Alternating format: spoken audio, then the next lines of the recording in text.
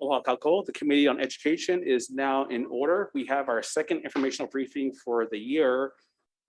Today, we're going to hear from the other four compliments as it relates to the lower education space. First, we're going to have the Hawaii Teacher Standards Board.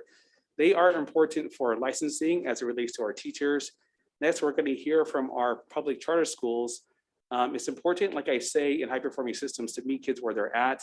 And we know that our charter schools do a terrific job of really igniting that light in some of our kids. So we want to make sure that we support them. Thereafter, we are going to be hearing from our public library systems.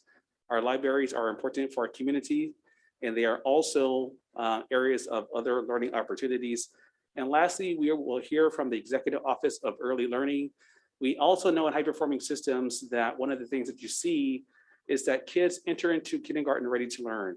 And for EOEL, that means our public pre-K system. And we know that 9 out of 10 kids that go through that program meet or exceed social and cognitive expectations entering into kindergarten. So that's a pretty good definition for preparedness. Having said that, we will start with our first presenter today, which is Mrs. Villalobos, Interim Executive Director for HTSB. Thank you for being here. Thank you for having us. I believe we have a PowerPoint that's going to be shared. All right, good afternoon, Chair Woodson, Vice Chair Capella, and representatives. Thank you for this opportunity to share the Hawaii Teacher Standards Board work on teacher licensing. My name is Felicia Villalobos, and I am the Interim Executive Director for the Hawaii Teacher Standards Board and was also a classroom teacher for 15 years on the island of Kauai. With me today is HTSB Vice Chair Lokilani Han. She is currently a charter school teacher on the island of Molokai. We also have board member Kim Sanders. She is the principal of Eva Mackay Middle School here on Oahu. And also board member Dr. Jonathan Guillotine, who is a nationally board certified teacher who taught for 36 years and in 2017 was inducted into the National Teachers Hall of Fame. Also in attendance with me are two of HTSB's licensing specialists who also hold an active teaching license, Tracy Adika and RJ Rodriguez. They will be both sharing some information on HTSB's special projects. Unfortunately, HTSB's board chair, Brandon Kawazoe, who is a full-time school counselor at Kaiser High School, is unable to attend this briefing. Next slide, please. I would like to begin with the Hawaii Teacher Standards Board's mission and vision. As most states, including Hawaii, face extreme teacher shortages and continue to balance that fine line of removing barriers while ensuring quality, HTSB's mission and vision remains constant. And part of that mission and vision is to provide every child in Hawaii with qualified teachers. Next slide. The board is comprised of 17 board members. Almost half of the board members are active teachers and administrators appointed by the governor, while the other half of the board are comprised of members of the public and educational stakeholders who serve based on their positions. The HTSB staff is small but mighty, a group of 8, and actually 7 now that the executive director retired back in May of 2021. This includes 4 licensing specialists, 2 clerks, 1 secretary, and an executive director. HTSB's staff supports the board in its mission and vision and is responsible for licensing over 13,000 educators, along with implementing the board's special projects. Next slide. I would like to take this opportunity to thank the legislators for supporting HTSB's general funding.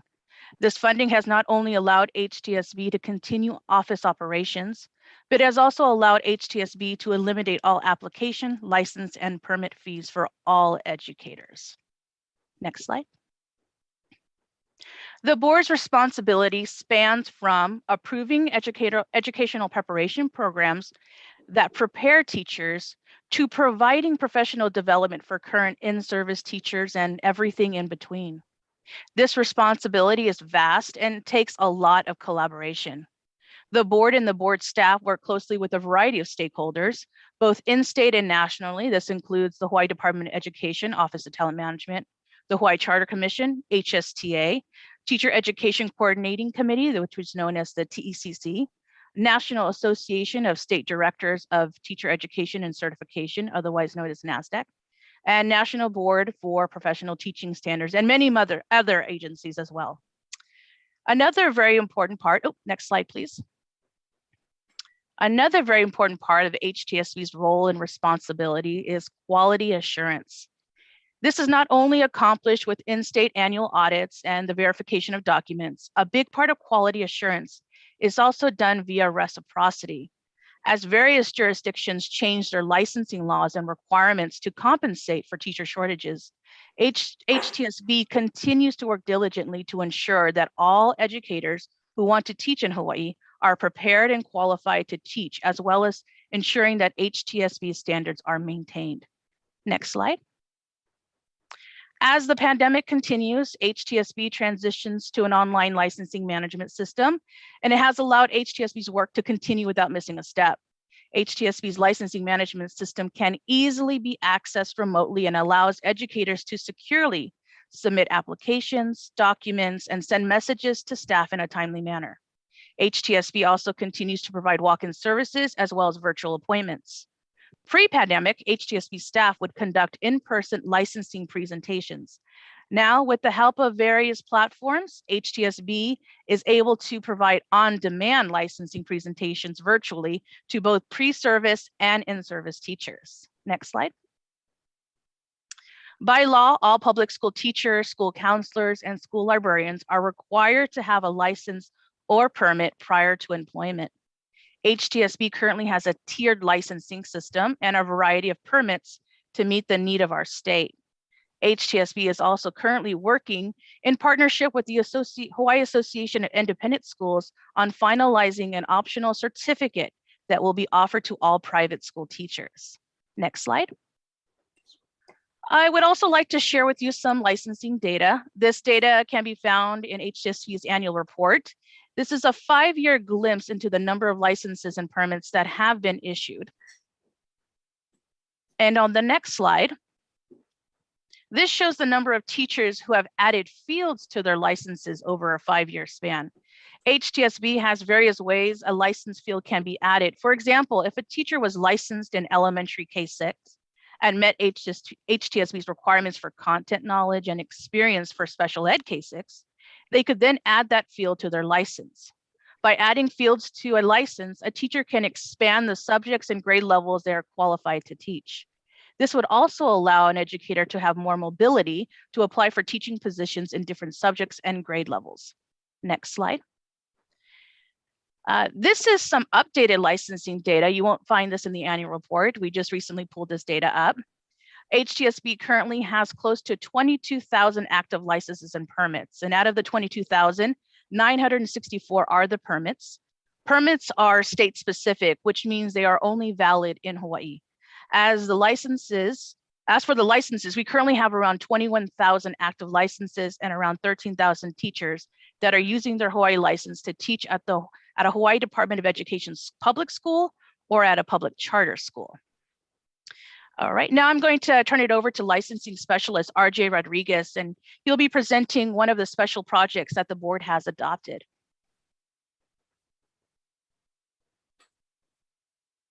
Yes, thank you, Felicia. So the Model Code of Ethics for Educators was adopted by our board in 2018. It wasn't created until 2015. So it is something fairly new. And since 2018, we've been working with classroom teachers. We have a task force that I'd like to acknowledge made up of classroom teachers that guide the Teacher Standards Board on how to apply educator ethics to the classroom in Hawaii, as well as implementing it. Since our last school year alone, we had over 1,200 Hawaii teachers that have been able to complete HTSB professional development workshops and courses over the school year. We would definitely like to thank the task force for assistance with that, the national subject matter expert, Dr. Troy Hutchings. HSTA has been a great partner in helping create professional development that's accessible to teachers, as well as their parent company, the NEA. And we also would like to thank the DOE with their collaboration on being able to offer these PD courses for reclassification credit as well.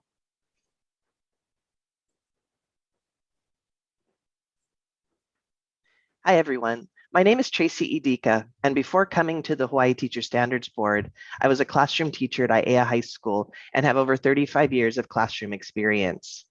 I'm also a National Board Certified teacher. National Board certification is the most respected certification available in education, and it provides numerous benefits to teachers, students, and schools. It was designed to develop, retain, and recognize accomplished teachers and to generate ongoing improvement in schools nationwide. One thing that makes it very different than many different organizations is that it was developed by teachers for teachers. And teachers who have gone through the board certification process say that it is the most valuable and transformative professional development they've received.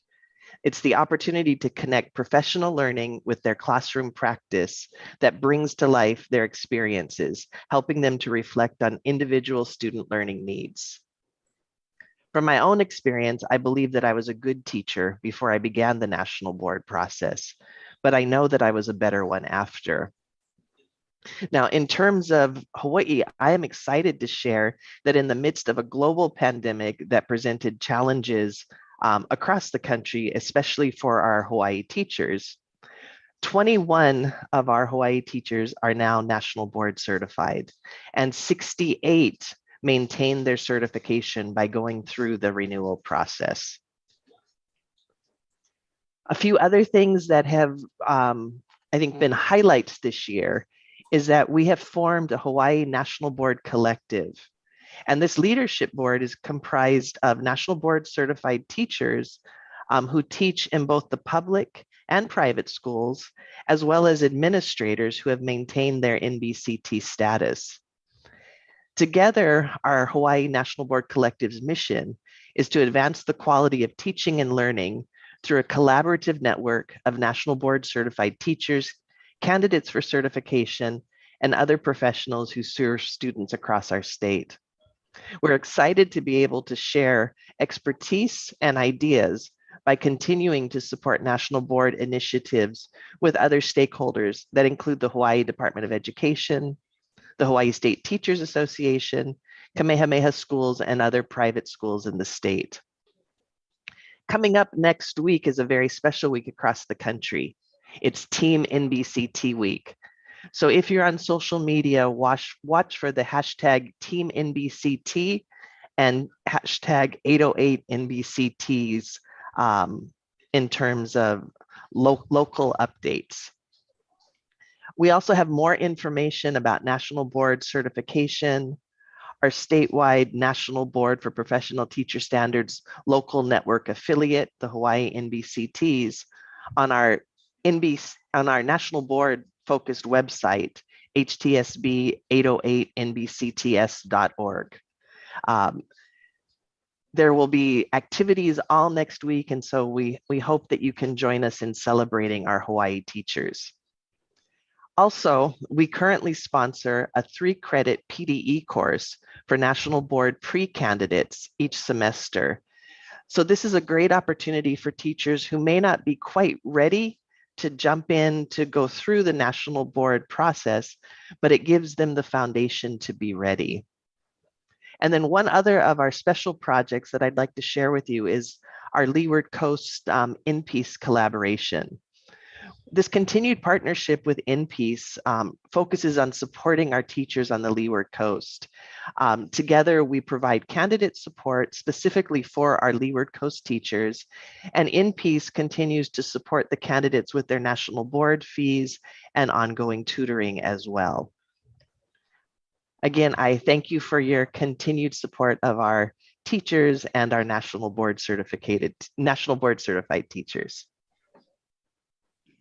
Thank you again for this opportunity. That's the end of our presentation. HTSB staff and board members are available for any questions. Thank you, Director. Thank you also, speakers, for that presentation. Members, we're going to go ahead and take questions now per the different 4 sections. Members, do we have any questions for HTSB? If you have a question, please indicate it in the chat. Okay. I have a couple of questions. Thank you again, Director, for being here. And so you opened up your presentation with the challenge of there being a shortage in teachers, which again is a theme that we all are experiencing across the country. And so Does the board have any mechanisms specifically that they can help to their disposal to where we can bring more professionals, more teachers to the profession? Thank you for that question. Yeah, the board is always looking at ways in which to update qualifications requirements for teacher licensing. We do see a lot of people coming in from like reciprocity, so different states around the country, and we're always looking at, or the board is always looking at MBIs, their new business policies regarding licensing requirements. I know nationwide there is concerns of different states lowering requirements, even some of them going back to a lifetime license in order to fill the needs of teacher shortages. So the board is always open. Again, we work collaboratively with the department. I would present that back to the board at their monthly board meetings of things that we may possibly have that are out there. And I think a big part of this is going to those meetings that they're having nationally right now, because again, this is a national teacher shortage, and hearing the ideas of all these different agencies, jurisdictions, and what they're doing in their states to meet their teacher shortages, and hopefully bringing back that to the board and then voting on something in that regards. And also keeping in touch with the department with their teacher recruitment section. Thank you. Are there any tools that you know of or that you have heard of thus far that can help out with the shortage? Well, actually, the latest national presentation I went to, a lot of states require testing as the only option for meeting any of the licensure requirements. They are now looking at multiple ways to meet licensure requirements. The board has already had that in place since about 2013. So the board has been really proactive in looking at teacher shortages and helping with those needs. So when we present at these national conferences, it is to what we have done in order to help fill the teacher shortage. So sometimes they're looking to the Hawaii Teacher Standards Board because they have long-standing laws and rules where testing is the only way to get a license, and that's it. So now they're looking at different ways. So again, it's just collaborating, having those conversations, and keeping our ears open to what is happening nationally. But yes, the board already has some mechanisms in place with requirements, but the board's always open to hearing more ideas. And I think RJ Rodriguez can actually emphasize on that as well. I just wanted to, in terms of tools, Representative, we also have the TECC, the Teacher Education Coordinating Committee, that we serve on as well. And one of the tasks of the TECC that reports to the legislature annually is addressing the teacher shortage. So we do actively attend those meetings and participate and try to help with events such as this January 29th event. It's Great to Be a Teacher event, which is the 7th annual event. Our board also has the mechanisms for work groups. So if they're like our interim director is talking about, if there is an idea for bringing more people into the profession, our board has shown over the years to be extremely creative with working in the work group and presenting work group information to the board to vote on to see if there are different policies to consider. Thank you for that, Mr. Rodriguez. Members, any other questions? Okay. I have another question then. And I enjoyed the part of the presentation when you are speaking about how the board helps teachers with their national board certification. That is very important, and thank you for doing that. Also, the board helps facilitate with professional development, and I am curious to know if, in fact, there is a strong alignment with professional development or specific types of professional development offerings and specific curricula that is found specifically in our classrooms. There's a lot of specifics, but what I'm trying to get to is there a direct alignment with PD as it relates to professional with curriculum in the classroom? And we know in high performing systems, there is that very tight connection between the two. Yeah. And I'm wondering if the board feels or thinks that similarly that connection is necessary. And if not, if you can explain why. Yeah, I'll defer this question to Tracy Adika. She's our national board specialist here, and she's been working on this project for quite a while. Go ahead, Tracy. Yeah, our national board, the pre-candidacy course is focused directly on the teacher's curriculum and the work that they're doing in the classroom. And I think it's incredibly important, exactly what you were saying, because the PD needs to relate to what we're actually doing. And that's really the whole thing with National Board. It's the impact on student learning. There's content area standards, there's expectations, and all of those come into play with National Board certification. So the course very definitely aligns to all of those things. And I think what's really exciting with this is the teachers have these aha moments where they realize what they're already doing. But what's even more exciting is when they go, I didn't even think that I should be doing this. And I'm going to do this now with my students just because of what they experienced within the class. Thank you, Mrs. Itaga. Members, are there any other questions? Any other questions? Okay, seeing none, we are going to let you guys go, but thank you for the presentation. And your group is always so innovative in coming up with the solutions. You're very forward thinking. I greatly appreciate that. That's definitely what we need. And so thank you for all that you do for the state of Hawaii. Thank you, everyone. Thank you. Okay, guys, moving on to the next group, we have our public charter schools commissioner, interim executive director Lau is going to give the presentation.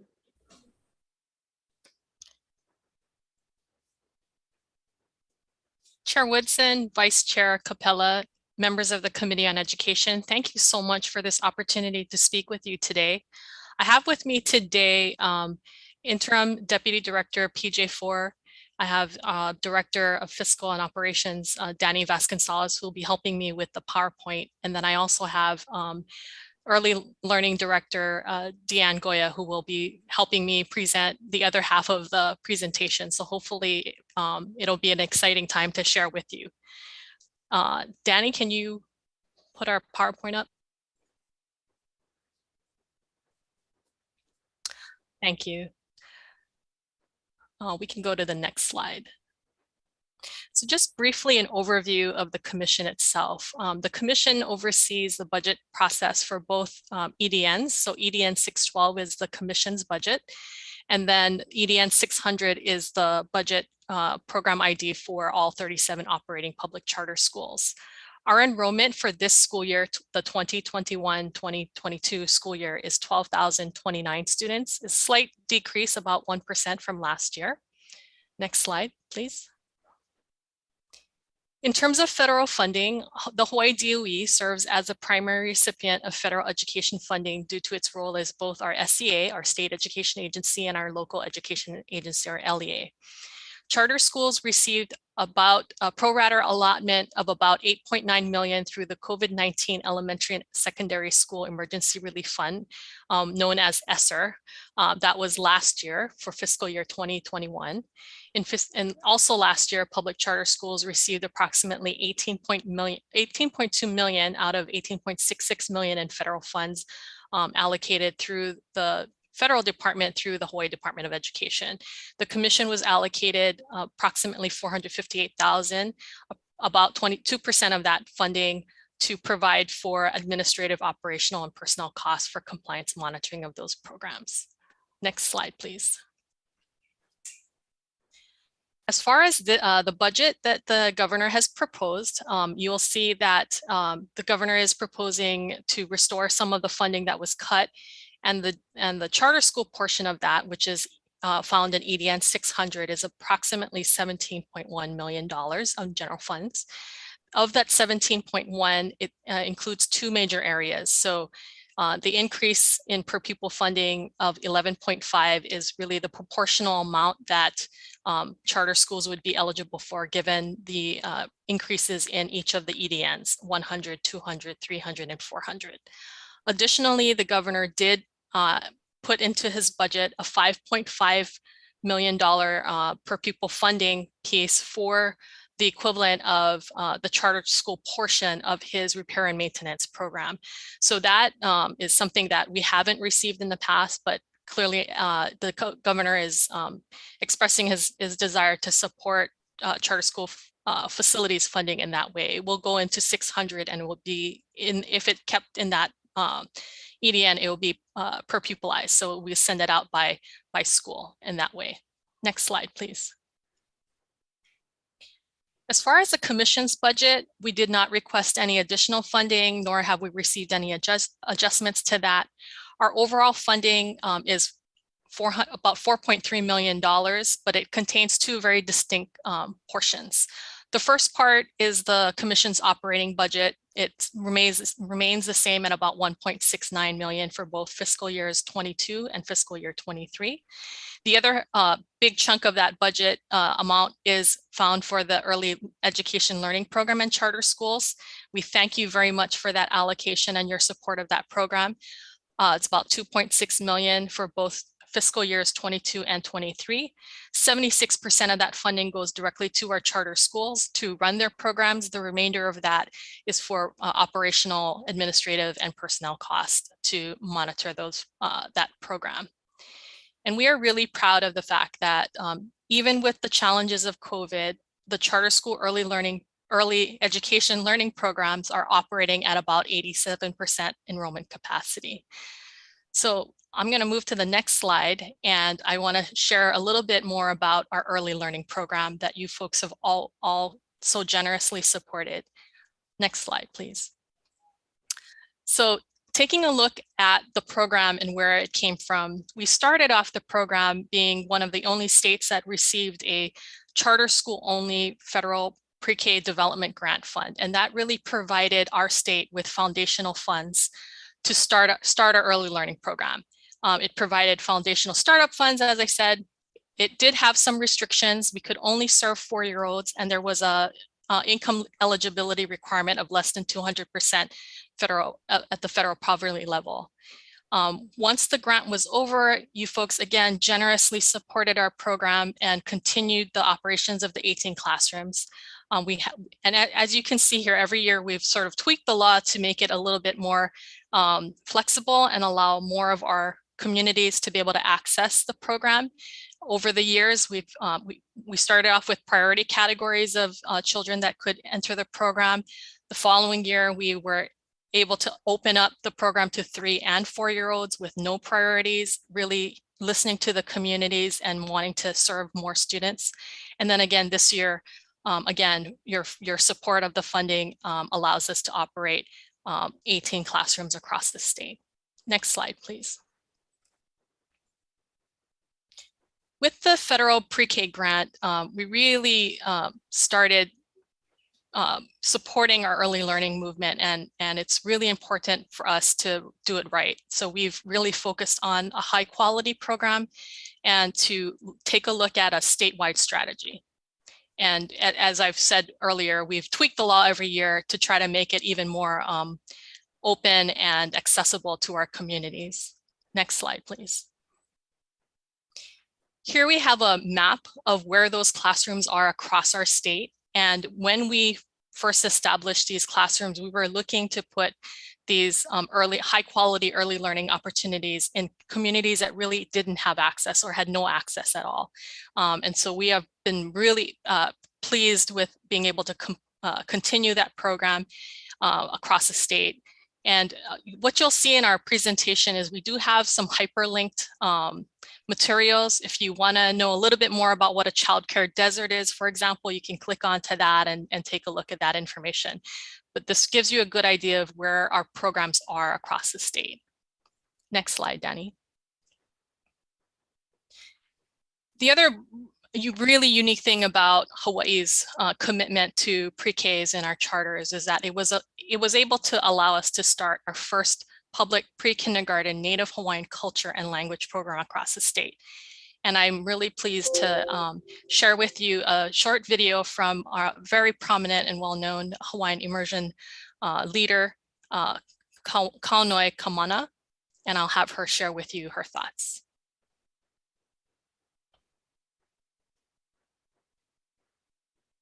Loa e lua o lelo kuhelu ma Hawai'i nei, o ka olelo Hawai'i a me ka olelo Pelekania.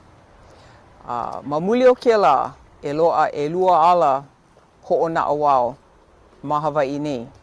Anu leila, e like no me ka ikaika o ke kia ma luna o ke la ano no'ono'o ana Pela e ulu ai kia ano olelo, kia au ka mo'omeheu, ke ano o ka imina au a me ke komo ana o na ohana I loko o ke ala ho'onui ike. No leila, he ano kuana ike ko ke ia papahana ho'ola olelo, ho'ola mo'omeheu I loko o ke kula. No leila, a'ole no I pili loa I ke kula kamali'i wale no, aka o ke kula kamali'i I loko o ke au ho'ona'o wau ma ka olelo Hawai'i. O ia ka mea nui I pono e paipai ia. Really grateful to Kalanoi for those comments. And next slide, Danny. So through this, the funding that you've provided and through the PreK, the federal PreK development grant, we really wanted to establish and sustain high quality practices by establishing professional learning communities for our teachers and our leaders. And so it was really important to the Commission's program that we collect data. And this is critical because we're always asked, how do you know that the students are learning what you intend them to learn, and what's the data to show that? So through that process, we have a few assessments that we require our pre-K classrooms to administer. So you see here the class instrument is one, the Eckers scale is another. And then to make time to look at that data and to think about and to tell the story of what that data is telling us. That data in turn assists our coaches with supporting those teachers and the educational assistants as well. And to ensure that not only that the students are understanding and learning what we want them to, but also helping our teachers and leaders develop their professional development and access those and start establishing those really high quality practices. Next slide, please. And even during COVID, we really wanted to encourage our teachers and our leaders to meet on an ongoing basis. So they were able to meet virtually in small hui's to share with each other what they were doing, successes, struggles, solutions. And these were the kinds of things that your funding and your support was able to provide for our teachers. Next slide, please. Additionally, it was really important to the Commission that all of the schools that were accessing the pre-K program also aligned their pre-K through third grade practices. This was something that was really important because we know that by the time a student gets to the third grade, it's really predictive of how well or not well they're going to do throughout the rest of their education careers. So making sure that our schools were aligning those practices for the first 5 years that our kiddos are with us was really important, and making sure that we were establishing that plan for each of our schools that were accessing this program. Next slide, please. Additionally, the pre-K federal pre-K grant was extremely generous in allowing us to access and to provide very high quality professional development to all of our educators and our leaders. And throughout that federal pre-K grant years, we were able to send our teachers and our leaders to Boston for the Harvard Graduate School of Education Project Zero. It was a summer program. They've been running it for many, many years, and they have amazing teaching practices that they have been able to share with all of our educators. And it's something that resulted in us being able to bring 4 of those Harvard educators to our schools to continue that professional development. And we've been able to develop the Thinking Classroom in Hawaii, thanks to their support of us. Next slide, please. The Commission was able to then leverage this opportunity not only to support our early learning classrooms, but also to expand the access to all of our charter schools. So any of the charter schools, the 37 that we had, they were invited to join in on this professional learning opportunity as well. And we look forward to future years sharing with you the results of that project, Thinking Classroom project in Hawaii. And we're really excited about that. Next slide, please. Okay, at this point, I'm going to turn over the presentation to our Early Learning Director, Deanne Goya, and she's going to share more details about the program and also some really exciting data that we have for you. Deanne? Aloha, Chair Woodson and Vice Chair Capella and members of the committee. Mahalo for allowing us to provide you with updates of our program. So because of the pandemic, we had to figure out how do we provide high quality early learning experiences to preschoolers, and particularly in a virtual setting. There is really no research because this is so new. So we had to attend lots of webinars. We had to connect with national and local researchers to learn more about how do we do this and be developmentally appropriate for our early learners. So because of, with this challenge, we're able to figure it out and also learn along the way. We made sure that we connected with our teachers frequently.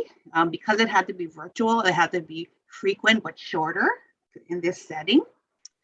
So we made sure that no matter what the approach of instruction may be, whether it be virtual, hybrid, or in person, that these strategies would work.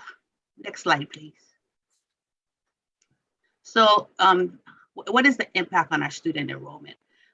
Each charter school leader had the autonomy to reduce their enrollment capacity based upon their school or community data, or they could maintain it as well.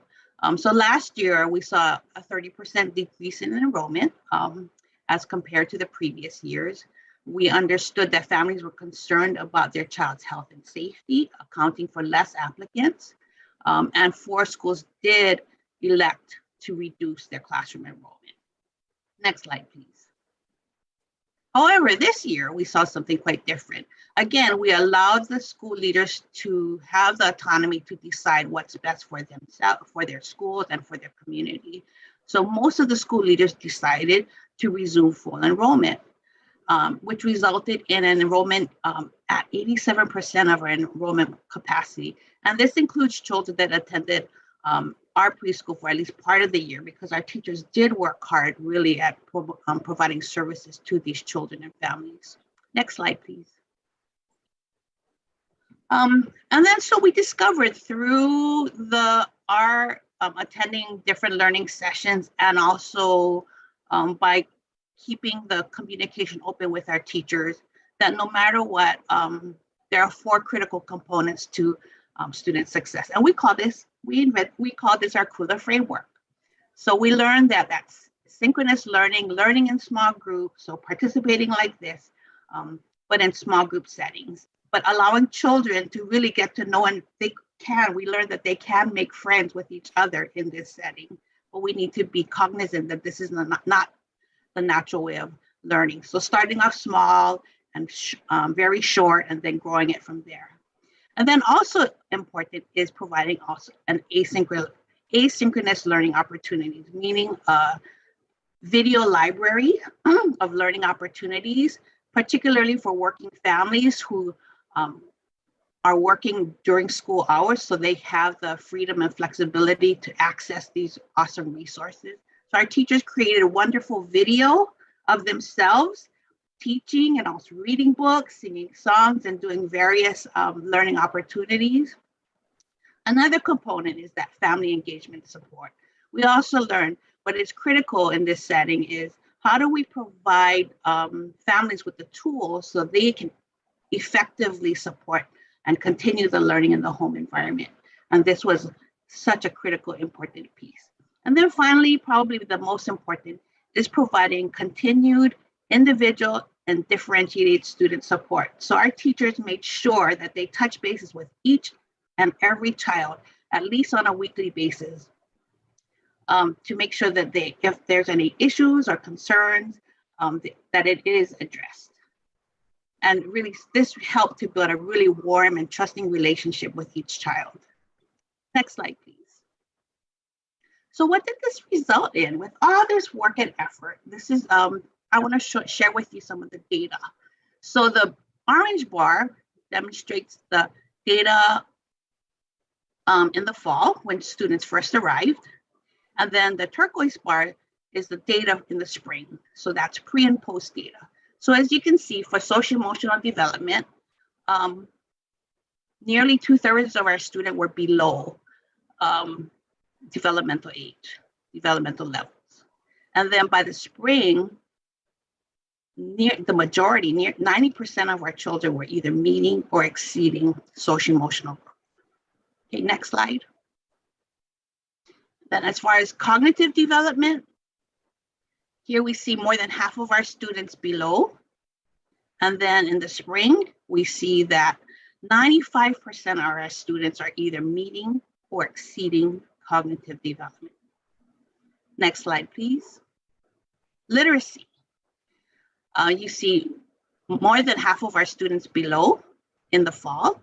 And then in the spring, 100% of our students are either meeting or exceeding age level. Next slide, please. And then math. We also see significant growth here. So again, more than half of our students are below. And by the end of the school year, 95% of our students are either meeting or exceeding developmental age. So despite COVID, we still saw significant growth in student progress. Next slide, please. And also, we were concerned about our Olelo Hawai'i schools that we mentioned earlier. But our teachers were so wonderful in creating this asynchronous library. So they still met in small groups, but also created this wonderful asynchronous library of resources. And this allowed for greater Ohana engagement. So what we found is not only did the preschoolers learn Olelo Hawai'i, the whole family was able to learn together with their kids. So they were able to sing the songs, learn the phrases and routines, the daily routines together with their child. So this allowed them to converse in the home environment, so not just at school. So this was a wonderful side note that was unexpected. Next slide, please. So despite an atypical year impacted by the pandemic, our pre-K teaching teams and charter schools provided high quality support that resulted in strong growth in their students in all areas of development. Next slide, please. Click onto the picture.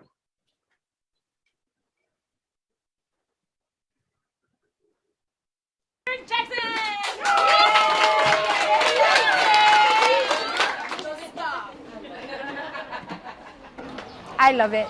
It made him totally get up in the morning excited to come to school. Yeah, I love it. If she wasn't in this program, I would probably be the one that would have to stay home and probably put work in school on the side and take care of her myself. So it's a very big help. So, on behalf of our Keiki and Ohana, mahalo so much for your support. You can see that, this program really encourages children and provides opportunities for them to just love learning and love school. And of course, supports our Ohana to be able to enter the workforce and to continue on with their adult education. So mahalo so much for your support over the years.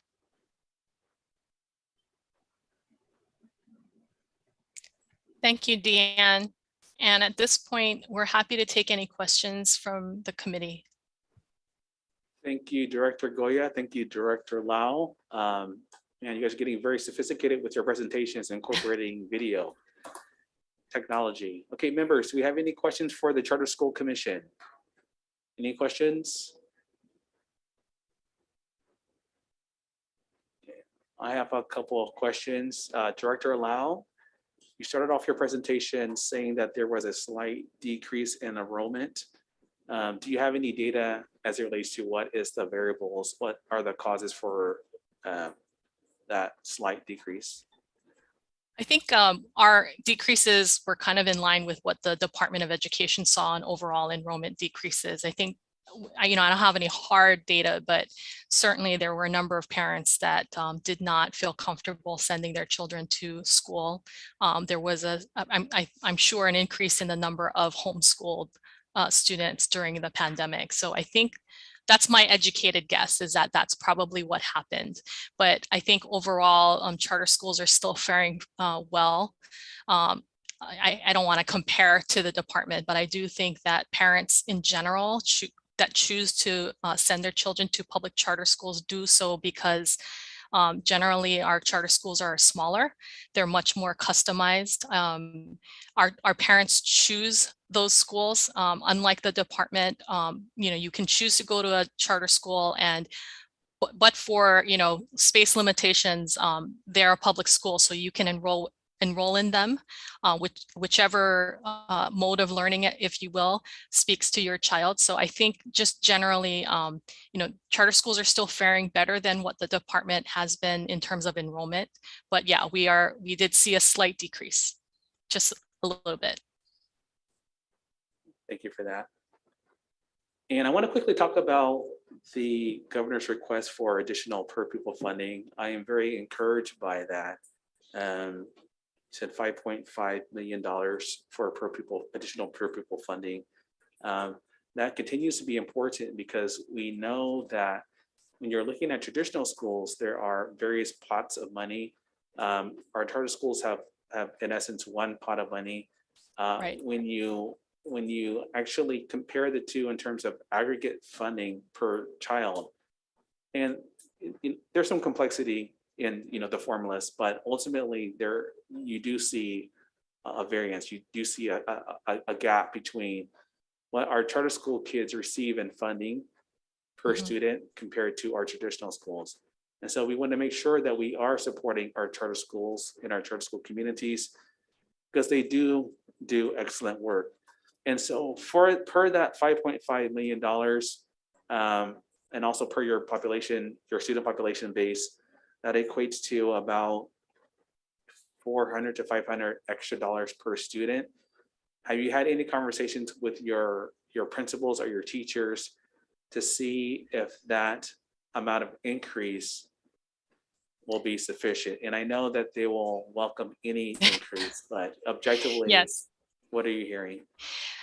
I think it depends from charter school to charter school. They're all in sort of different situations. Of course, we have our conversion schools who do not pay any facilities costs.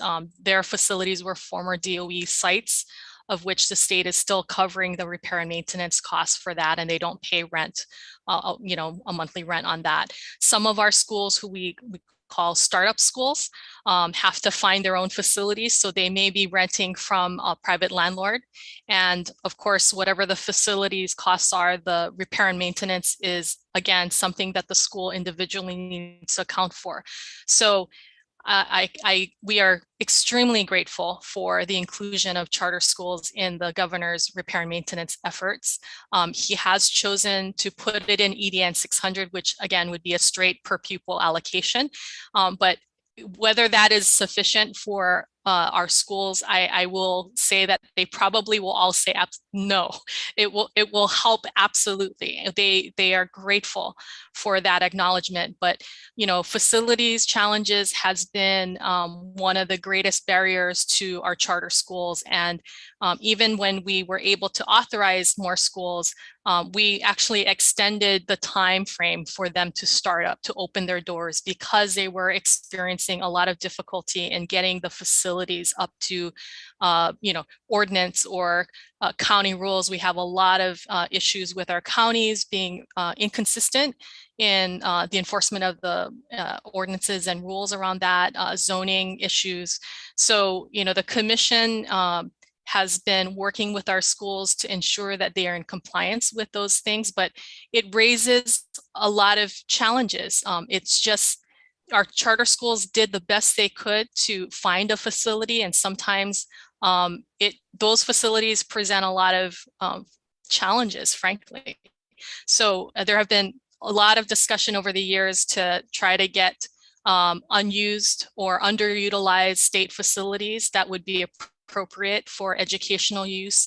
I believe the legislature has put into law a requirement for Department of Accounting and General Services to do an annual survey of our departments to see if there would be suitable facilities for our schools and our early learning partners as well. To date, we have not gotten any facilities that are available, unfortunately. So again, facilities challenges continue to be a huge challenge to our schools. Costs, as always, is always an issue. So yeah, the simple answer to your question is no, it's probably not enough, but we are grateful.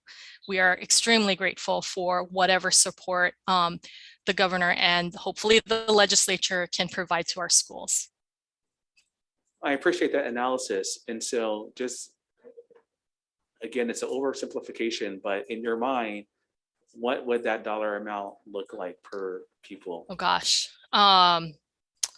It would be very difficult for me to give you a dollar amount. I'll just share with you that, you know, just anecdotally, we've got schools that are in facilities that need, you know, $1 million of facilities, you know, updating, and that's on a private property. So it presents challenges for our schools, and then they try to find other locations that are appropriate, but that's difficult too in Hawaii, as you know, unlike our colleagues on the mainland where property and perhaps facilities are abundantly available. That's a very different situation in Hawaii. So I wish I could have a number for you, but I can certainly go back to the schools and ask if that would help. That would be very helpful if you can get that number for us. And I know it's going to be different depending upon each school, but if we can get some idea as to the average amount, it is a conversation, but it would be useful to have that information. Absolutely. Thank you, Director. Representative Hashimoto. Hi, Yvonne. Thanks for being here. I think, you know, last year we had a conversation about some of the concerns that schools or applicants were having to, you know, the Charter School Commission. I guess the good thing is, you know, I haven't heard much of that recently. So I guess what has been the progress that you've been making on these application processes? And I guess what has been the outcomes? Because I understand it's probably very difficult to start up during these times anyway. But I think, you know, we want to, if people are wanting to do that, you know, we want to make sure we foster that as well. Absolutely. Happy to give you an update. Since our last conversation, fortunately, as you all know, the state's overall financial situation has been improving. We did get clarification from the Department of Budget and Finance. They did allow us to move forward with the authorization process for new schools. Sorry. And we have actually restarted the RFP process or applications process that we had been put in holding mode since COVID started. So we've restarted that process. We've got actually eight applicants that are back in the process. We are awaiting their final full application narrative proposals in February, and we hope to get through that process by the end of June. And hopefully we'll have a new batch of schools or a school, hopefully, that we can then authorize. The Department of Budget and Finance did tell us, however, that there would not be new funding for new charter schools until the fiscal year 23. Is that correct, Danny? I might have been mistaken, but 23, and probably a school wouldn't be able to open their doors if authorized this round until fiscal year 24. So we're moving forward with the process. We have made the changes that the legislature has put in place moving forward. We hope to continue what we are supposed to be doing, which is authorizing new high quality charter schools. So what is the number that you think that we can accommodate then based on the numbers, funding numbers? I don't have the budget numbers. I mean, the Budget and Finance didn't give me like, you can only spend X dollars. Right. What it is they are aware that we have at least 8 applicants in the process, and potentially, right, we could authorize all 8, or between 1 or none, or 0 to 8. So they are aware that that is a potential, and Budget and Finance was comfortable with us moving forward with that prospect. So good. Yeah. Thanks for the question. Thank you, Representative. Members, any other questions? I have a couple of other questions. Can we please, Director, go back to the slide that has it's speaking of the desert, the map of the desert. Danny, are you still on? You're able to do that. I don't know what happened to. Danny was having technical issues and Okay. his screen froze. Okay. I think he's trying to get back in right now. Okay. The desert picture. Okay. Yeah, not a problem. If you can't pull that up, I'll just explain my question. Sure. And so when I was looking at that map, I noticed that you did not have any locations in Maui. And I know for a fact that there's definitely also a need for additional early learning opportunities. Sure. In Maui County. So wondering what your methodology was for ascertaining where geographically you incorporate or you consider new locations. Sure. And Deanne, jump in if you can shed light on this, but I know we started off with the federal pre-K grant. And at that time, we opened up the opportunity to all charter schools. And at the time, I think these were the ones that ultimately stuck with us and expressed interest. So we ended up having the 18 that were spread out across the state in that way. I also believe, Dan, correct me if I'm wrong, I think EOEL also has pre-K programs on Maui as well. So we have one charter school on Maui, Kihei Charter School. So I did reach out to them to see if they were interested. Unfortunately, the timing was not, they were building new school facilities, a brand new school. And it was just overwhelming for the director at that time to open up a brand new school and do the DHS licensing, because at that time we required that. So he asked to wait. And so we will always keep them in, every now and then I touch bases to see if they're interested. So we are open, definitely. We know that that is a place that we would like to have a pre-K program. Thank you for that. And Director Goya, just to stay on topic, and so do you have any larger plans to expand public pre-kindergarten charter school classrooms in any other locations? Are you working with EOEL on expansion efforts? Bob, would you like to answer that? Actually, we would love to add more pre-K in our charter schools, but that depends on the funding, right? So right now we're funded for 18. We are more than happy to have more pre-K charter schools, pre-K classrooms in charter schools, if we could get the funding for that. So I know over the last, during the COVID years, our budget has actually been cut for our charter pre-K classrooms. However, we were very hopeful with the federal discussion about having universal pre-K. We are still very hopeful that that effort will provide some additional funding that can come to our state and we can open more pre-K classrooms across the state as well. But again, right now, we were able to secure the 18 continued funding for the 18 that we got from the federal pre-K grant, thanks to all of your efforts. And we are more than happy if there is funding for more classrooms, we will absolutely expand that program to more charter schools, because we know that this kind of investment in our youngest is going to yield so much growth in our children. And I'd rather put the funding in at the front end than have to deal with, issues at the back end. I mean, that's always been sort of the theory of action and how do we improve our education system. So happy to accommodate you folks in any way that we can, and certainly grateful as always for any funding and your continued support of our program. Is there a plan in coordination with OEL to look at certain areas, or do you have a strategy for expansion? Are you waiting for money for funding first, or what is overall the idea around how you're going to go about expanding, if that is the intent? I think when early learning discussions back in the previous administration, when we started all of this, and really the federal pre-K grant was part of it, it was to expand statewide. We really do want, I think the strategy has always been, we want universal pre-K. We want every child to have the opportunity across the state to be able to access high quality early learning.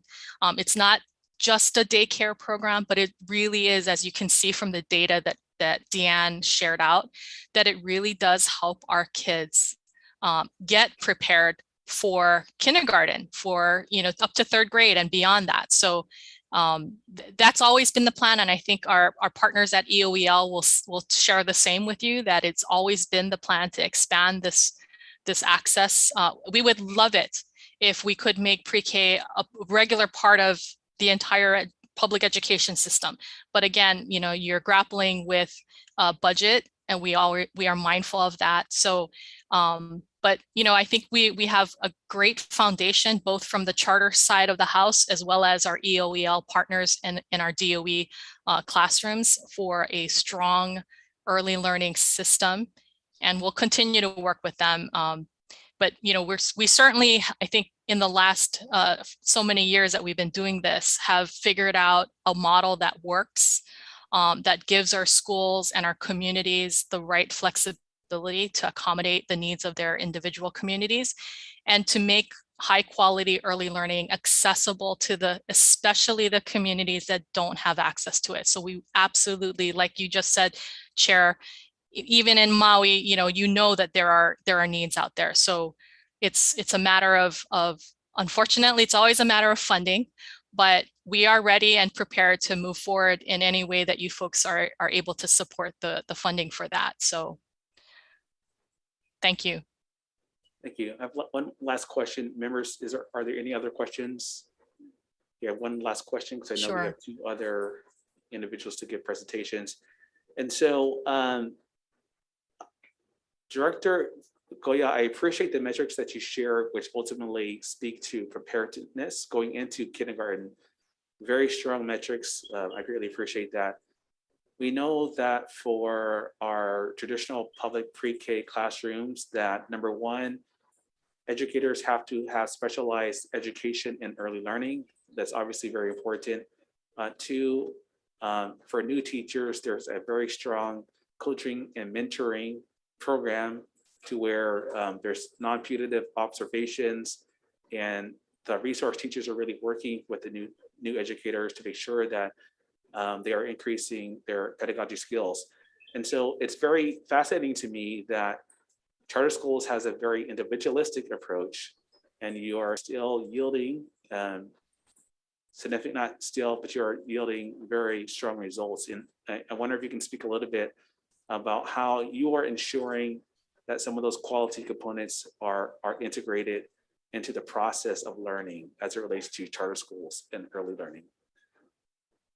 We provide the framework. Each charter school has their own mission and vision, and we honor that. So what we do is provide the framework so they can still apply their own individual school mission and vision to this framework of high quality teaching practices. So we work very closely with the teachers and the school leaders. We are also very much open to learning what this means. So I've attended many sessions with them to learn about what that means. And then we also partner with our community experts to provide professional development, professional learning opportunities with our teachers. And then we use that opportunity to then provide smaller group learning. And then our coaching also provides that individualized support to differentiate the approach for each teacher. Thank you for that. Members, are there any other questions for our Public Charter School Commission? Any other questions? Okay, seeing none, thank you so much for your presentation. Enjoyed it. Thank you so much. Thank you for being here. Thank you. Okay, next up we have Hawaii State Public Library System. We have our state librarian, Stacy Aldrich, that's going to be presenting on behalf of the system.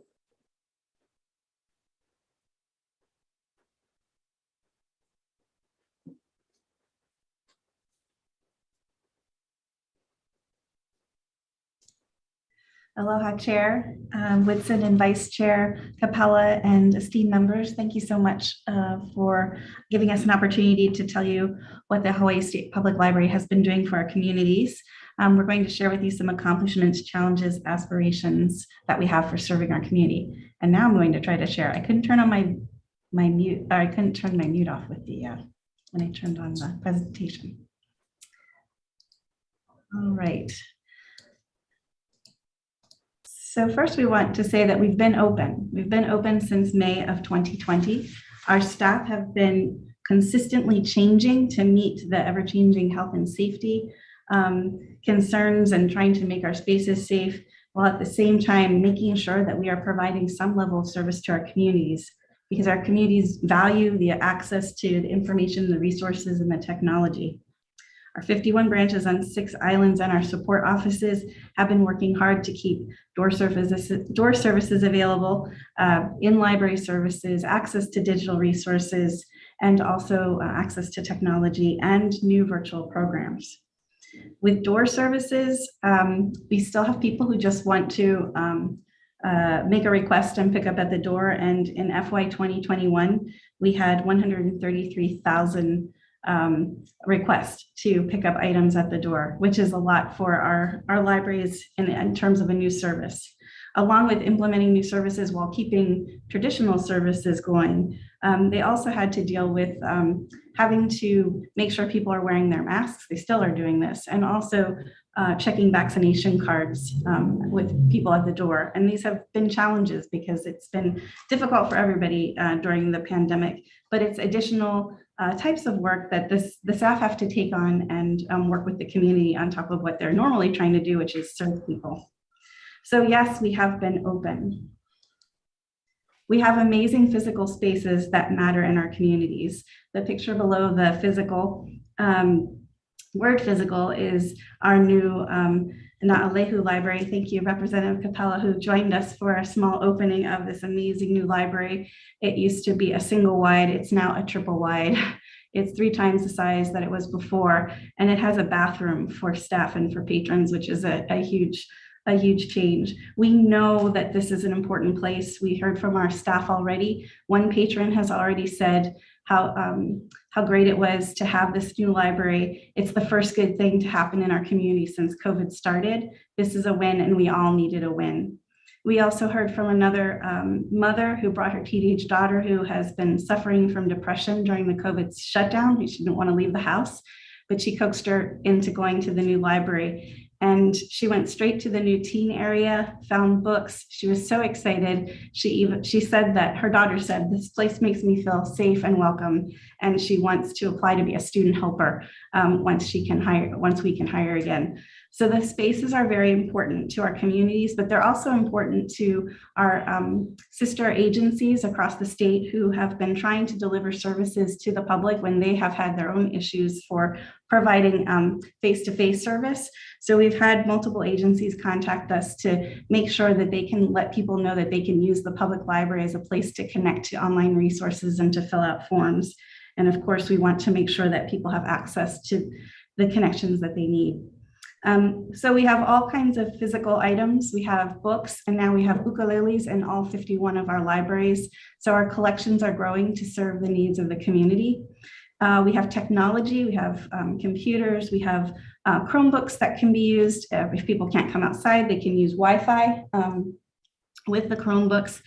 And we are about to upgrade our collection, our technology collection. We have our PCs are pretty old, so we're going to be using funding that we've received from ARPA funding, 2.3 million from the Institute for Museum and Library Services to upgrade desktops, our laptop, and we're going to add more laptops and more tablets so that we can create more access, but also the ability for people to sit where they want to sit.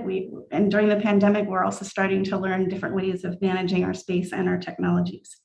And our spaces in a safe way have been used to provide digital literacy programs. We've worked with the Workforce Development Council to have on-site 101 digital literacy classes that have been amazing. I've attended 2, and there is such a desire to learn how to do very basic things that we all sometimes maybe take for granted, like using the internet, sending an email. These are important types of things that we need to do in our learning spaces. So we're physical spaces and we're also digital spaces. And we have continued to upgrade our access to all of the different resources that we have. We have a website that you can go to access ebooks, e-magazines. We also have an app that you can use to do contactless checkout. So you can use the app on your smartphone to check out your materials and leave the library. You don't even have to go to the circulation desk.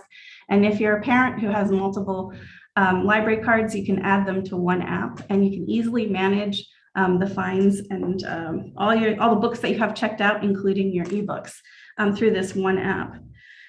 With ebooks, we have had so many people checking out ebooks for the second year in a row. We checked out more than 1 million ebooks. So in FY21, it was 1.1 million items were checked out. There's a long wait for some books if some of you use our ebooks. So we added a new feature called Lucky Day Collection. These are popular books that you can, if it's available, you can check it out right away. You only have it for 7 days, but then that means it can circulate more frequently and more access to these newer books. So we've added that to the things that people can do.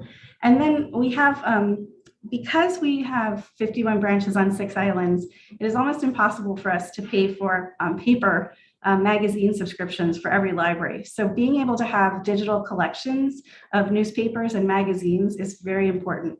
So we have Press Reader, which is one of our access points to more than 6,000 newspapers and magazines from around the world. And then we also still continue to have the New York Times. This past year, the New York Times in FY21, there were 71,559 articles downloaded. And for Press Reader, it was 1.3 million articles that had been opened for reading. So people are accessing these resources so that they can stay in touch with the world and they can learn. And when we look at all these online resources, we also know that people need to have the ability to access the resources and use them. And back to digital literacy, we've added to our website a new tool called North Star, and it allows you to take an assessment. It's like a quiz. It's a very interactive quiz on how much you know about basic computers, using the internet, email, using Word, Google Docs, social media, privacy. And you can log in and you can keep track of your own learning, and then you can actually take courses to improve. So we're trying to find ways to provide online, in-person options for people to gain the skills that they need to be successful in education, in work, and in just the basics of everyday connections with government, or anything you do now is online. So digital is another very important part of what we do. And then we just have a fun fact. The top 5 ebooks that were checked out for FY21 are Nomad was number 1, Nomadland, which was also the movie. Number 2 was The Midnight Library, 3, The Vanishing Half, 4, Walk the Fire, and 5, Little Fires Everywhere. We also just, for fun, does anybody want to take a guess what one of the top 5 physical books that was checked out was? This is the interactive part. You have us stumped.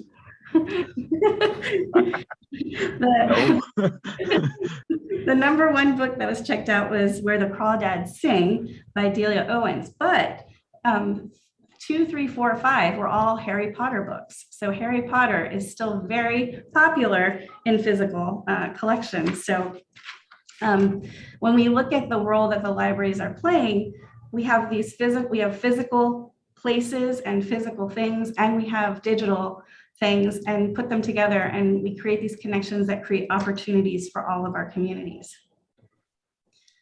So some of the challenges we have, and what we thought we would do is just go over some of the budget requests that we have that relate to these challenges. So we're asking for a couple of things to help support us. The first is student helpers. The $130,000 will help support about 200 student helpers across the system.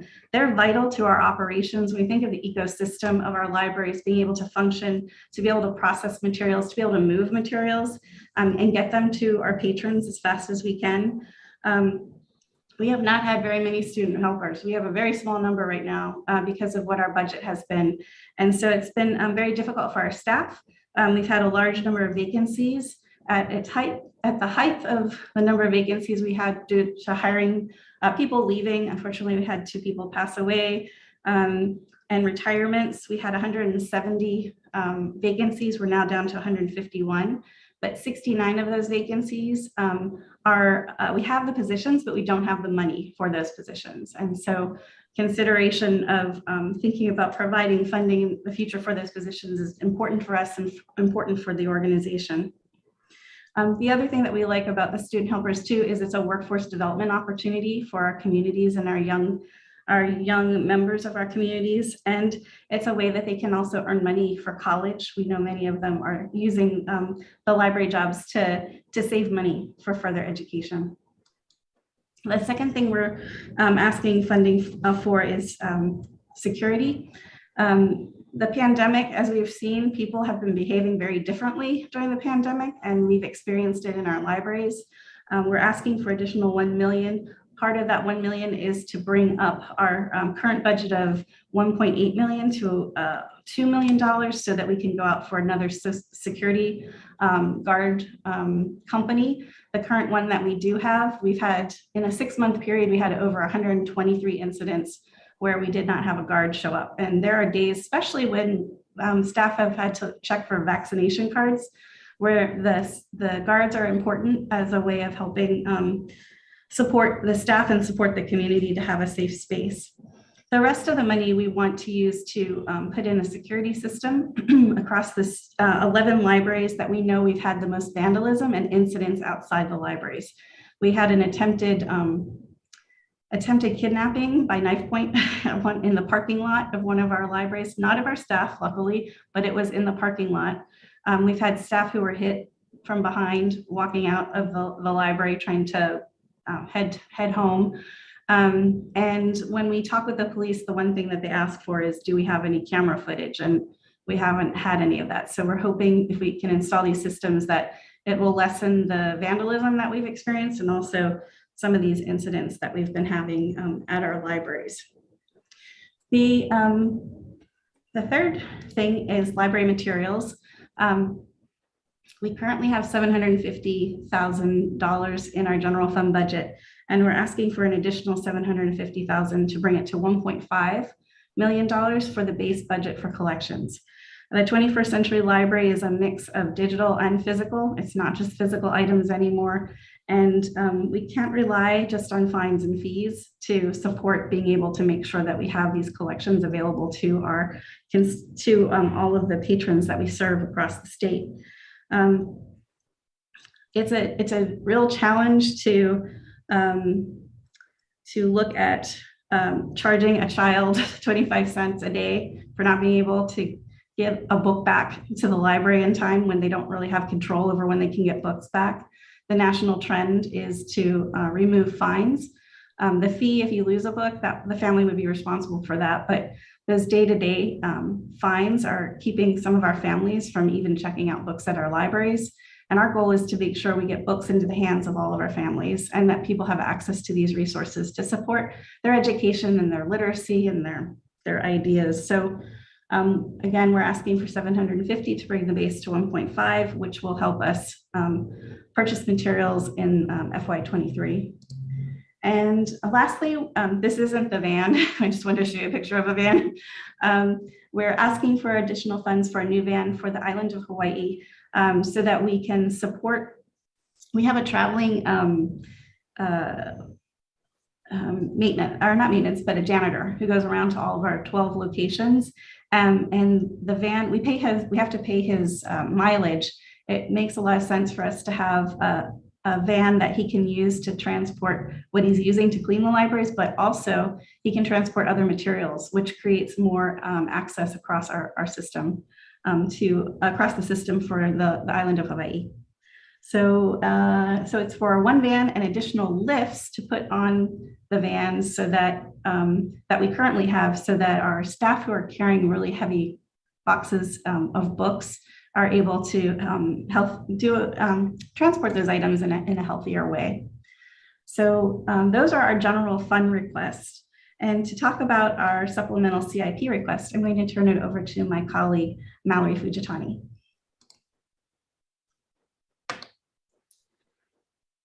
Good afternoon. So our request is fairly basic. Each year we ask for continued funding for our health and safety lump sum amount. We're requesting $10 million. And so generally this fund we use to help supplement projects that we initiated in the prior budget year. And as we work through the design and construction bid phases, that's when we really find out how much a project's going to cost. So having a lump sum amount will allow us to shift over money to those projects to make sure that they're completed, as well as to initiate new projects. And then the second line item is for Pearl City Library. We have requested $28 million for this project, and $3 million of that is for design, and approximately $25 million would be for construction. And Stacy's going to share what her vision is, or our vision is, for this location. Thank you, Mallory. We've really been thinking about Pearl City. It's one of our regional libraries. It was opened in November of 1969. And we know that through the pandemic, we're starting to see and understand the needs of our communities have changed. And also we need to update our spaces. And so we want to use this opportunity to reimagine what a regional library is, so that we can use it as a model for our regional libraries across the state. We want to use this money to first reimagine the space that we currently have, so that we can include more efficient space for meetings, small gatherings, for collections, for technology, for new kinds of spaces like maker spaces. And we want to expand on the property. There's an additional property that's next to the library that was given to the libraries to expand parking.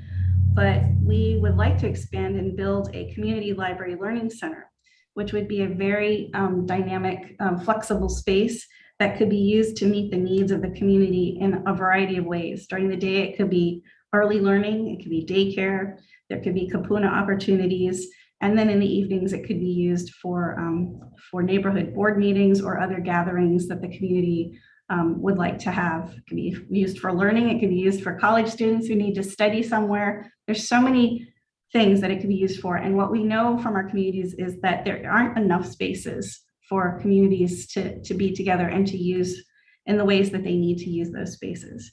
So this project's really important because it's the beginning of us really rethinking how libraries are collections of things, but we're also collections of spaces that people want to be able to use to gather, to study, to learn, and to connect with one another. And when we think about what kinds of things, are we adding to our libraries, not just the Pearl City Library. One of my favorite quotes is from William Gibson, and it's, "The future's already here, it's just not evenly distributed." There are a lot of things that we're looking at that are aspirational to us and where we want to go to serve our communities with the staffing that we have, knowing that we have challenges, but using technology in new ways and our spaces in new ways. So from the left-hand side here, this is an example of a book machine. So you could check out materials if the library is not open, you have a book vending machine. We're also thinking about lockers so that people could pick up materials, again, even if the library is not open. The top right photograph is an example of a new kind of makerspace in one of the libraries on the mainland, where you have movable furniture, you have all kinds of materials available for people, and it can be used for just learning new skills, but also workforce development skills as well. And at the bottom corner here, this is Pepper. She's a robot that's in the Carroll County Public Library in Maryland. And Pepper is used to help teach people coding and to introduce them to robots, because we all know we're going to be seeing more robots in the future. Hopefully not the Terminator type, but we're starting to see more, and being able to learn how to code is another huge skill as we think about workforce development in the future here in Hawaii. We also are looking at how we are managing our materials, especially in our larger libraries where our staffing is not as many as we should have. This is an automated materials handling system. So think about, I'm sure you've seen the videos on TV with Amazon and boxes flying on different conveyor belts and shooting onto a different conveyor belt.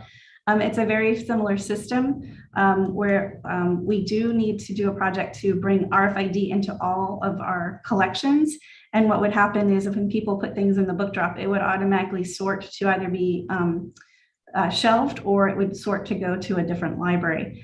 For libraries like Hilo, where it's one of the highest circling libraries in our state, we pay people to come in overtime on days where we have holidays, that we have 3 days where there's nobody there because they have 7 book drops. And if they don't come in, the 7 book drops are filled and we have things tumbling out of the 7 book drops. I don't think I've ever seen so many book drops. So these kinds of systems we're looking at and we think are going to be important as we move forward to be more efficient with what we have.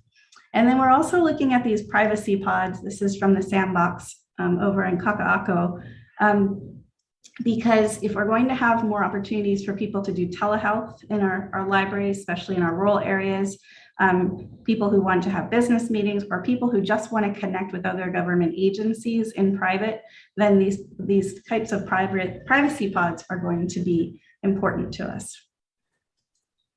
So we see libraries as what Keith Richards, yes, the Keith Richards from the Rolling Stones. And I did double check this. This is not the Abraham Lincoln quote that don't believe everything you see on the internet. I did follow up on this quote. It actually is Keith Richards. He did a program for the New York Public Library, and we believe the same thing. The public library is the great equalizer. We are a place that creates opportunity for everyone in the community with free access to collections, to technology, to learning, and to people who are dedicated to helping them. So we thank you for your time today, and we're happy to answer any questions that you might have. Mahalo. Thank you for that presentation, complete with a slideshow that replicates a hardback book. Very, very nice touch. So members, do we have any questions for our librarians? Sure, no question. Okay, Vice Chair Capella.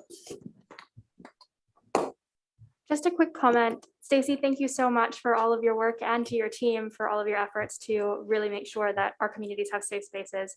I know that, especially from your stories, my community is so grateful for the new library and the increased access to broadband, which I think our libraries are one of the ways that we can really have access in rural areas. So thank you very much.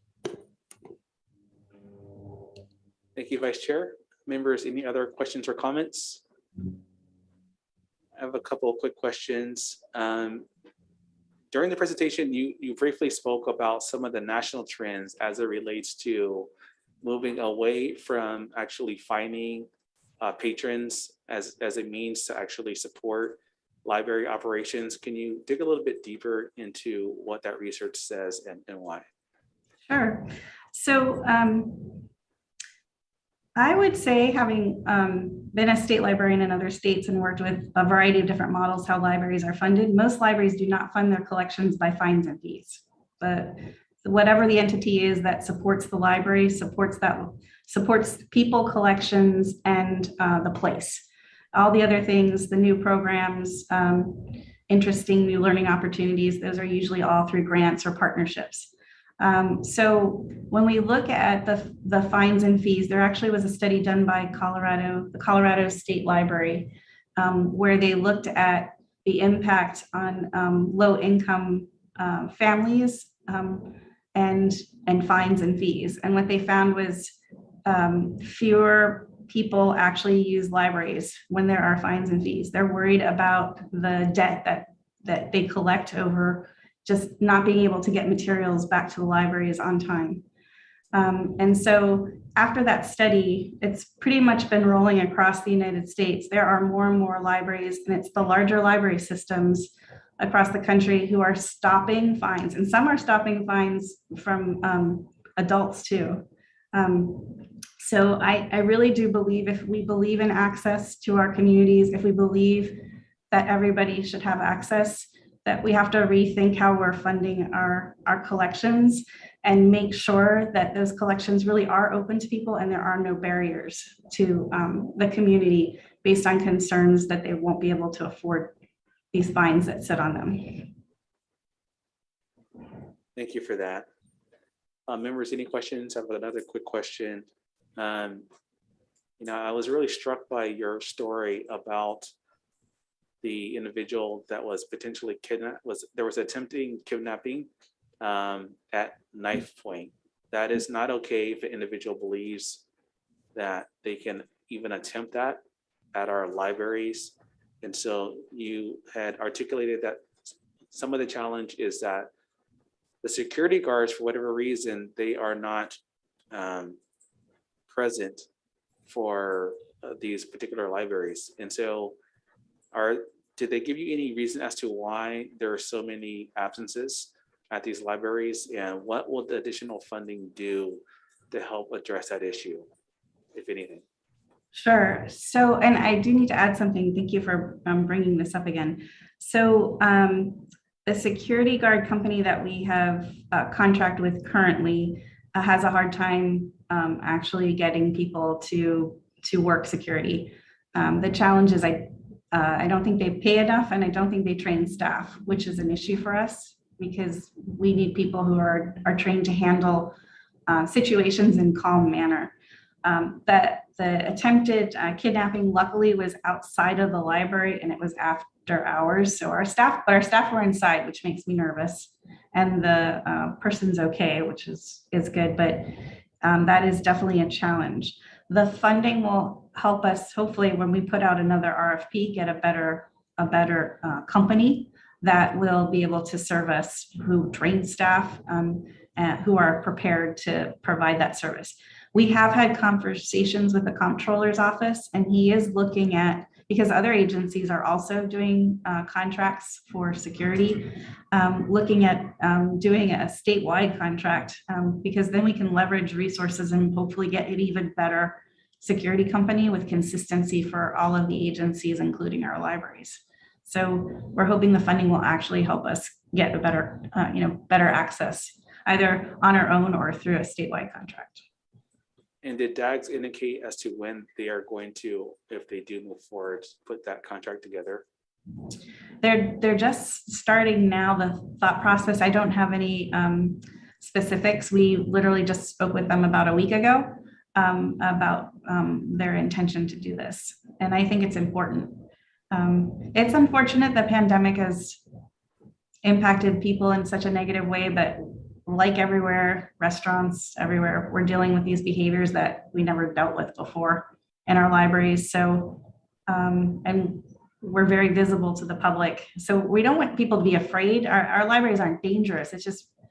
It's really just, it's dealing with these really difficult situations where people really are not able to control themselves. Okay, thank you so much. Members, any other questions for our librarians? Okay, seeing none, we are going to move on. Thank you so much for the presentation. Thank you for being here. Thank you, Mahalo, for your support. Aloha. Okay. Last but not least, we have the Executive Office of Early Learning, and we have our new interim director, Colleen Momahara, to give the presentation. Thank you for being here, Colleen. Thank you. With me today is our Government Affairs Specialist, Jordana Ferreira. Just wanted to let you know that. And we'll get started. So, good afternoon, Chair Woodson, Vice Chair Capella, members of the committee. I'm Colleen Momohara, and I'm currently serving as the Interim Director for the Executive Office on Early Learning. Thank you for the opportunity to share today. We would like to take the time to share about our agency, the early childhood sector, and the work we've been doing to fulfill the legislators' vision amid the pandemic. EOEL is statutorily charged to work across public and private sectors and with our state and community partners to develop an early childhood system that is both comprehensive and integrated. Our vision speaks to the importance of high quality learning experiences during the early years of prenatal to up until age 5 for lifelong well-being. We work towards this vision and fulfill our statutory responsibilities through collaboration and partnerships as we work on behalf of children, families, and the early childhood workforce.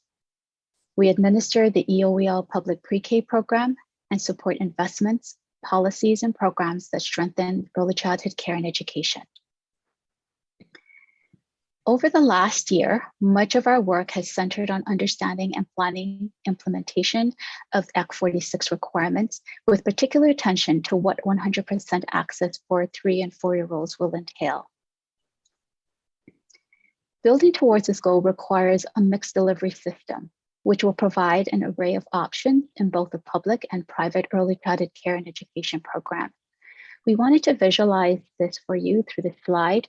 The small blocks here represent the array of options for children, including private preschools and childcare centers, the EOEL public pre-kindergarten program classrooms, charter school early learning program classrooms, family childcare homes, Head Start programs, family child interaction learning programs, and more.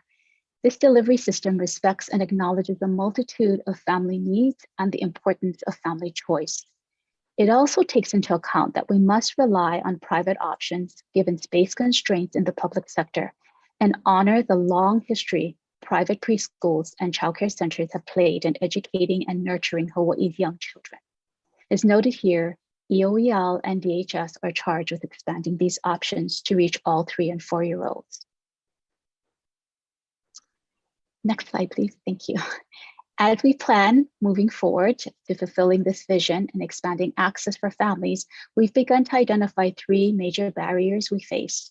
The first is workforce, which is one of the most significant since we must at least double the workforce just to meet the needs of 3 and 4-year-olds. The shortage of early childhood care and education workers is not a new problem. It stems from a number of systemic issues, but one of the most prevalent is the fact that many early childhood educators often make poverty-level wages in spite of having credentials and degrees in early childhood education. The second barrier is family engagement. Expansion efforts need to be meaningful to families whose needs and values and choices must be acknowledged and honored. Many families in Hawaii, for example, need care outside of hours from 8 to 5 because of their shift work.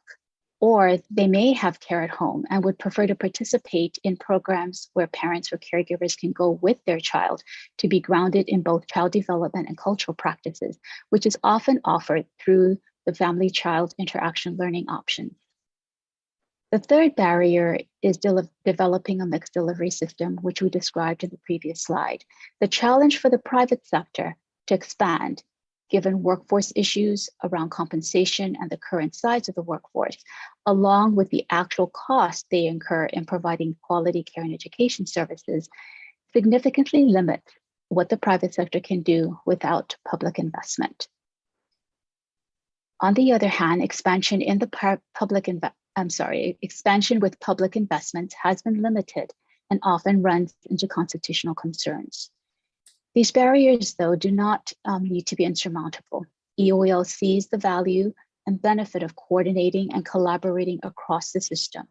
We understand the importance of the entire early childhood community, along with policy and decision makers working together to overcome these barriers in order to reach our shared vision of universal access for 3 and 4-year-olds.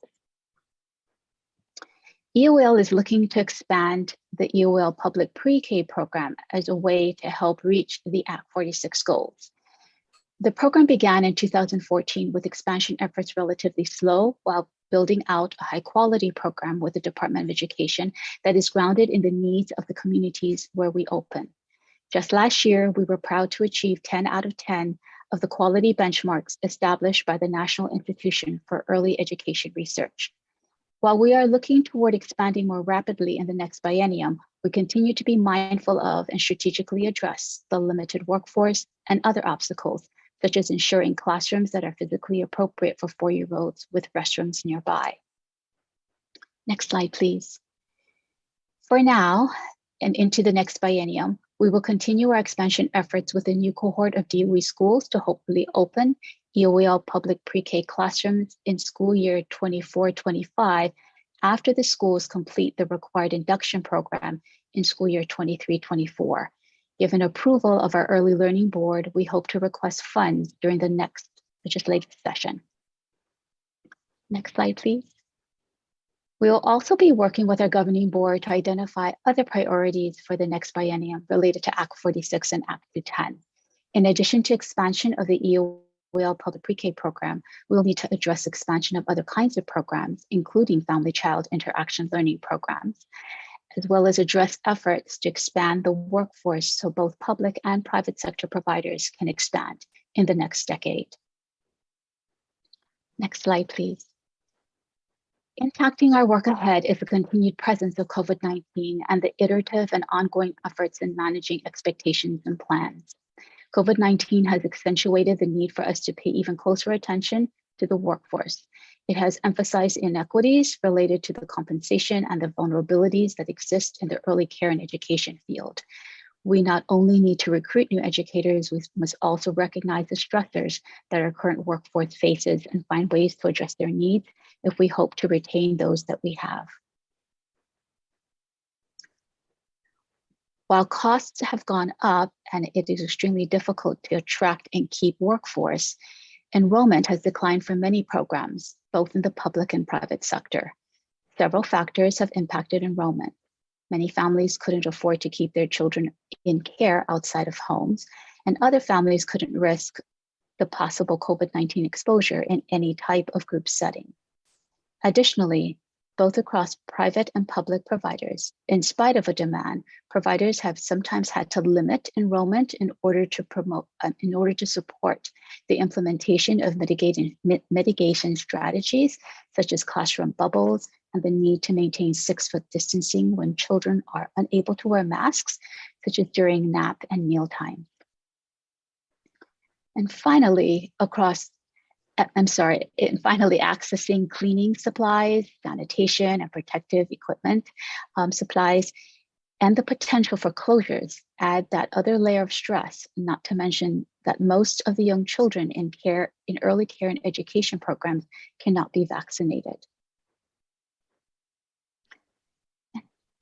The last 2 years in the early childhood sector has been characterized by constant struggle and stress, but it also can be characterized as a time when the early childhood sector has stepped up for Hawaii's young children and families, continuing to nurture, care, and educate our youngest children.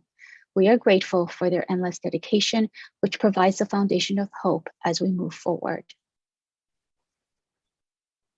We have appreciated the continued support of the state legislature over the last decade, and especially over the last 2 years. Our agency looks forward to working closely with legislators and this committee to realize the vision set forth in Act 46. Thank you again for your time today, and I'm happy to take any questions you may have for EOEL. Thank you, Director. Members, any questions? Vice Chair Capella. Thank you so much for being here. It's wonderful to meet you. I have a question. You had a slide in here about the stress and the strain that the pandemic has added to our EOEL educators, and we know that this pandemic has had a huge impact on our public schools. What do you think we can do to help stabilize our early learning educator population? Just to clarify as well, our reference to the early childhood care and educator workforce is both in private as well as our public pre-K program. As far as stabilizing, for the private side, a lot of it has to do with addressing the long-standing compensation issues for sure, and support that they would need to maintain or continue to develop their program and expansion efforts.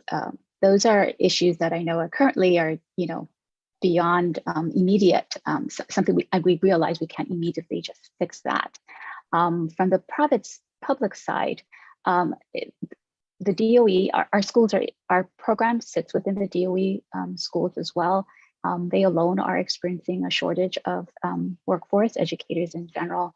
Those that we currently have, what I can share with you in terms of our work with the teachers that we have an opportunity to work with in the schools, a lot of that has been through the constant reaching out and opportunities for us to share, for them to share and to listen to, as well as provide some concrete guidance around how to address working with children in this type of COVID situation, because they are young children, helping them to learn and socialize within a world where you have to mask, as well as looking for ways to draw upon their strengths So our strategy has been to really emphasize the strength base that not only that the families and children bring, but also what the teachers bring, so that we can, continue to promote that and build upon that. And those are sometimes individualized, depending upon the teachers themselves and their current situations in their schools,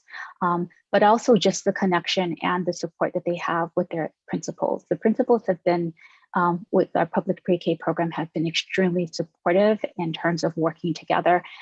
We maintain ongoing relationships with them through the professional learning supports that we provide. So there's just been this constant opportunity through the years, the time this program has been built, to connect with them through professional learning communities, as well as through coaching and mentoring. So relationships, rapport has been built that way. And I think some of the cohesiveness, even if it's challenged through COVID,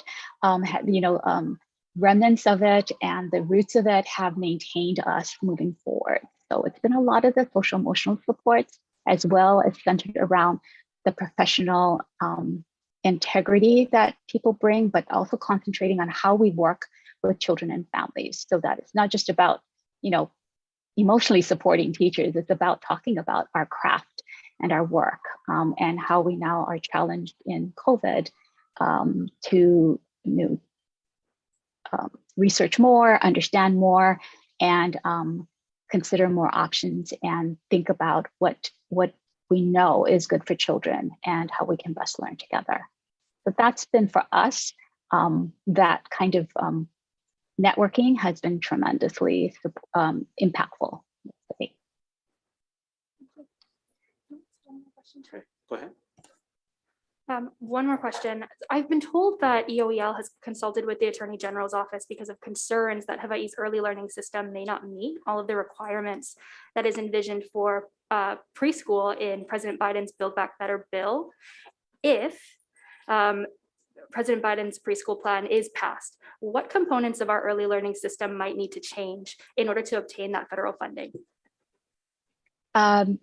If we're looking at the aspect related to the universal pre-K side, because there's two pieces of it, right? The child care subsidies is one.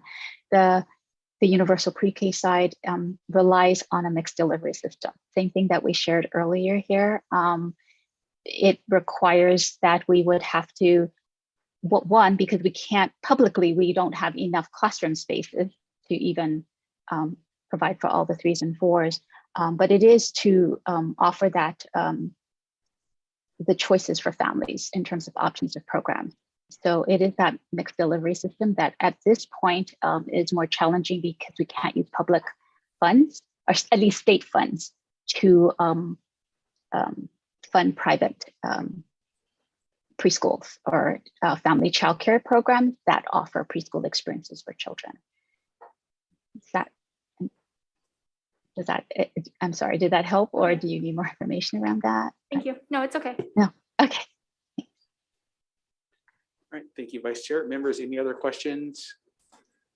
I have a couple of questions. I also wanted to accent the fact that the director did indicate that NEAR, the National Institute for Early Education and Research, which is a very well-established and respected organization, they now have Hawaii's public pre-K system meeting all 10 of the quality metrics. And that is, we are one of only a few states that have actually achieved that. So congratulations again for your hard work in that respects. And so I wanted to ask a question about your graphic regarding projected expansion over a 10-year period, universally so. And I think it indicated about 550 or 5,500 classrooms that would be needed to get to where we are providing universal opportunities. Is that correct?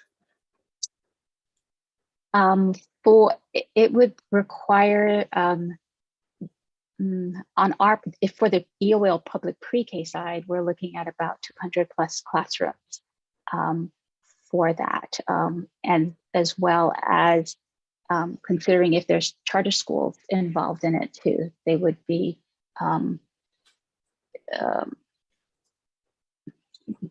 slightly more, but all we can control is really our EOL public pre-K classroom. So that number of classrooms by 27, 29, we're looking at about 270 or so. Okay, so that 500 and 5,500 number represents the aggregate amount potentially needed? The 5,500 would be for the number of students, sorry. The classrooms would have 20 children each, and so that would be for the number of students. Misread what the access was, okay. Yeah, sorry, yeah, that was for the classroom capacity, and so that would be the number of children that we could serve, would be in the 5,000. Okay, thank you for that clarification. And you mentioned early on in your presentation that EOEL is statutorily responsible to help coordinate mixed delivery systems as it relates to high quality early learning opportunities. And so that is going to require that we expand on a year-over-year basis. And I wanted to know what your thoughts were about what is the unit of classes or classrooms or seats that we need to get to that number over a 10-year period of time. And I know that requires discussions with the early learning board and ultimately approval. But if you can oversimplify it and kind of indicate what is the goal that we should be shooting for year over year in terms of expanding to get to our ultimate goal.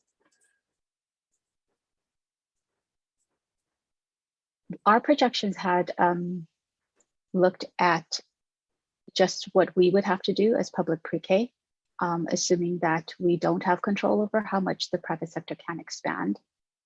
So for us right now, and if we were looking at everyone trying to expand, I would need to get back to you on the details of our plan. I don't have all the details with us at the moment.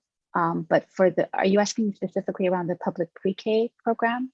I'm sorry, I didn't quite understand the question. Asking collectively, giving all the options that were going to be out there. And again, you're responsible for coordinating it, not necessarily setting up all the classrooms. Right. But looking at the portfolio of offerings, what is the amount of classrooms that we need, be it private school, charter classroom, EOEL, public pre-K, Head Start program, what is the number of offerings that we need to get to universal coverage over a 10-year period of time?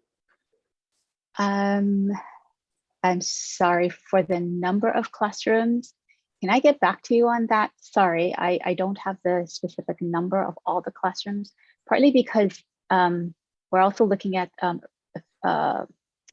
family-child interaction learning programs as well. They don't necessarily operate within classrooms.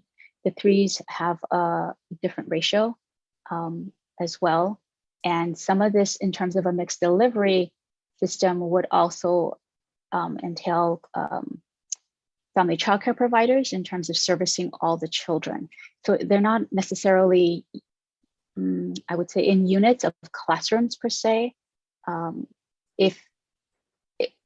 because not all of them function in settings that are classroom based. Not sure if that makes sense. It does make sense. I was just using the default calculation, considering there would be, in relation with the statute, 20 students per class, right? And so even in private schools, there will probably be about 20 students per class in traditional settings as to what that number would look like. But yeah, if you can please let us know, that information would be helpful because we want to make sure that we are staying on track to ultimately meet our goals. If we're looking at about currently, at least we're looking at 36,000 plus 3 and 4-year-olds. So the number we use for the 4-year-olds is about 18, but at 36,000 3 and 4-year-olds, and if we're looking at 20 children per class, which is still at the high end for 3, that's already 1,800 classrooms. 1,800 classrooms. Thank you for that. And as part of the barriers that you mentioned earlier, you said that workforce was one of the issues. You spoke about it in 2 different ways: one, compensation, and another, just bringing more people into the industry.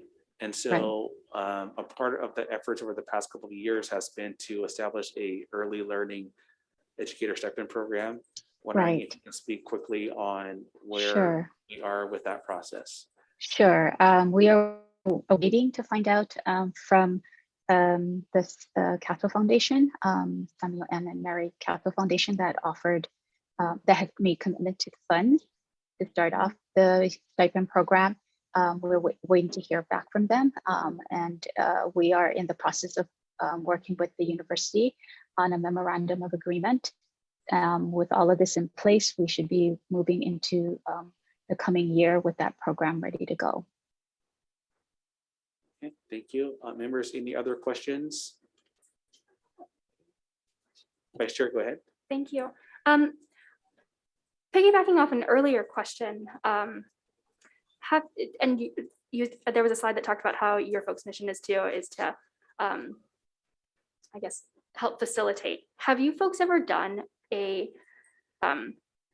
worked with the DOE to see how many actual facility spaces may be open or may exist to be used for EOEL as an extra classroom? Not in a comprehensive way. We do work with the schools. They apply to be part of the program, and from there we work with the DOE in assessing what facilities is like at those specific schools. But in terms of a comprehensive view, in terms of what's available, not specifically, no. It may be beneficial to do something like that so that we can continue to stay on target and ensure that we have the classrooms needed. Yes, thank you. Thank you, Vice Chair. Members, any other questions? Going once, going twice. Okay, seeing none. Thank you all to our presenters for being here today. All of these components are important and necessary to make sure that we properly and adequately prepare our kids for the future. And so we are grateful to all of them and all of their expertise that they provide our communities. And seeing no other comments, we are adjourned.